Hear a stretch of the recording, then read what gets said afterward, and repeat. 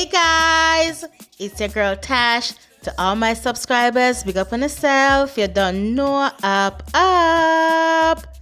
I grew my husband's hair from only 2 centimeters to 3 inches long in only 12 weeks, and at 24 weeks, his hair was already 5.5 inches long. I also grew my son's hair from less than 1 centimeter to 3 inches long in only 12 weeks.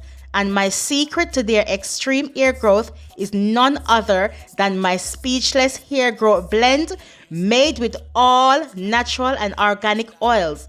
My clients are also loving their amazing hair growth and regrowth. To find out more, please subscribe and follow my husband's hair journey.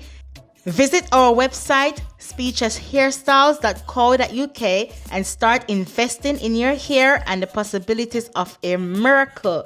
Up.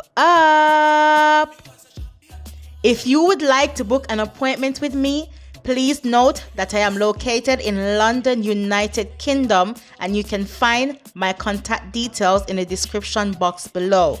Also, please don't forget to follow me on Instagram and on Facebook to keep up with my hairstyles and things.